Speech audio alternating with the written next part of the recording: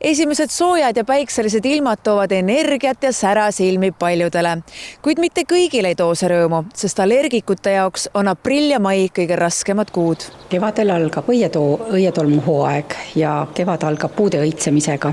Nii et puud ongi peamised õietolmu allergeenid kevadel ja algab see puude õitsemine tavaliselt lepasarapuuga ja praegu juba algab ka kase õitsemine. Ja kask ongi võib-olla kõige tugevam allergeen nendest eelnimetatud puudest. Kui päike paistab ja kõik tahavad õues olla, siis allergikud vastupidi tahaksid tuppa minna, sellepärast et mida päiksepaistelisem ja tuulisem ilm on, seda rohkem on õietolmu õhus. Allergiad kujunevad välja juba lapseeas ning tihti ei pruugi käsimüügiravimitest leevenduseks piisata. Lapsevanem Merike Kaesveld märkas oma lapse Taavi allergiailminguid, kui poiss oli saanud 4-aastaseks. Kõik algas viirusliku larüngiidiga, millel ei peaks allergiaga seost olema, kuid köha ei tahtnud järele jääda.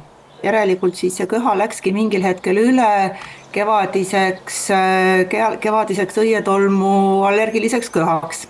Ja järgnesid sellele siis silmade mädanemine selline, et hommikul enam laps silmi lahti ei saa, sest nad on öösel mingit vedeliku mädanikku täis jooksnud, hommikul tuli silmi lahti leotada, loomulikult jooksev nina, ainult vett tuleb ninast ja lõputu kõhimine.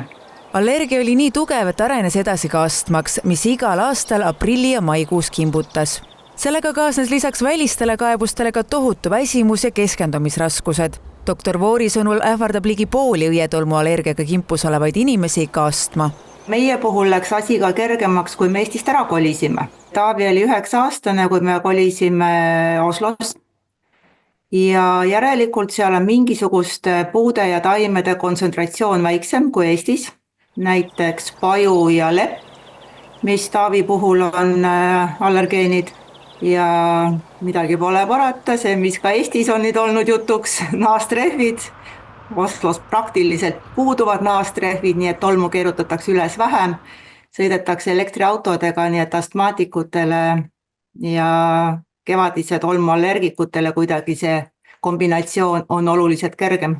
Nüüd, kui Taavi on 18-aastane, on ta sisuliselt välja kasvanud kevadisest allergiast ning pole viimastel aastatel ka retseptiravimeid pidanud võtma.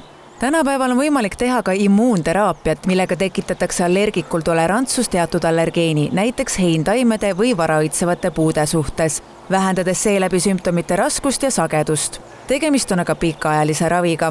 Käesolev nädalalõpp on veel allergikutele keeruline, kuid vihmased päevad toovad veidi leevendust. No kuiv on jah, eelkõige on nüüd kuiv siis reede ja siis laupäeval ka suurem osa päevast, et kindlasti need taimed, mis nüüd kõik õitsema hakkavad ja õitsevad juba ju sarapuud, need kindlasti oma õietolmu levitavad ja neil on kindlasti siis vaja meditsiiniabi, et need päevad üle elada, aga siis nädala lõpp uue algus toob laialdasemalt vihma ja see peseb õhu puhtaks. Kindlasti mõjutab allergiate käes kannatavaid inimesi ka tänavatolm, sest nende hingamisteed on tavapärasest tundlikumad.